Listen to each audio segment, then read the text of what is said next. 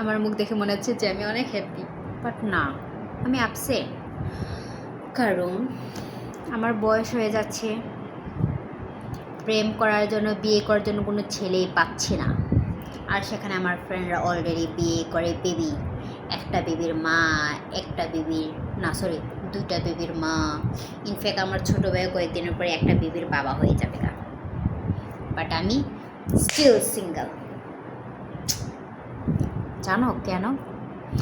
কারণ যেখানে মানুষরা এই জেনারেশনে ফোন নিয়ে ফেসবুকে থাকে, চ্যাটমেট করে, সেখানে আমি টিকটক স্ক্রল করি, ইউটিউব স্ক্রল করি, আর মুভি বক্সে গিয়ে ভালো ভালো অ্যানিমি হিন্দি ডাব, তারপরে হচ্ছে ড্রামা হিন্দি ডাব, এগুলো খুঁজে বের করি।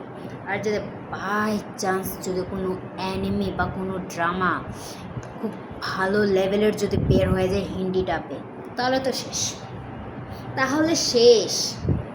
রাত জেগে জেগে ওই অ্যানিমি, ওই ড্রামাই আমি দেখব। ভাই আমার মনে হয় যখন আমি আদি বয়সী হয়ে যাব, সম্ভবত 40, 50 ইয়া 56 বা 45, মানে যে বয়সে মানুষ আদি বুড়ি হয়ে যায়, চলতে ফেলতে পারে না, যাই হোক আমি এত ডিটেলসে বলতে পারছি না, যাই হোক, কিন্তু আমি সেই বয়সে কানা হয়ে যাব।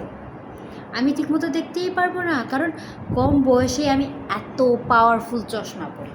তাহলে তো ওই বয়সে তো আমি নির্ঘাত আর দেখতেই পারবো না। যখন নাকি আমার নাতি পুতিনরা এসে বলবে নানিমা নানিমা আমি অমুকের ছেলে, আমি অমুকের মেয়ে, তখন আমার এটা থাকবে, ও ও তুমি এসেছো, ভালো ভালো, এইরকম।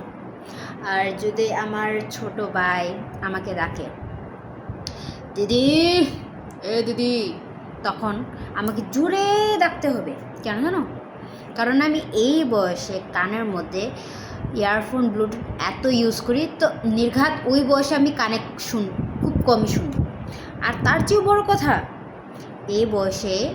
এই বয়সে কয়েকদিনের কথাগুলো আমার মনেই থাকে না, আমি ভুলে যাই। তাহলে ওই বয়সে মানে আদি বয়সে আমি কাউকে মনে রাখতেই পারবো না। তখন আমার নাতিন পুতিনরা এসে আমাকে বলতে হবে নানিমা আমাকে চিনতে পারছো, আমি অমুকের ছেলে, আমি অমুকের মেয়ে, এমন অবস্থা হবে। আমার জীবন শেষ, ট্রেন আসছে, সো এখনো যেন বাই। ভাবছো ট্রেন আসছে তো আমার কি বাই, আমাদের বাসার পিছনে ট্রেন চলে, অনেক জোরে শব্দ করবে, সো বাই।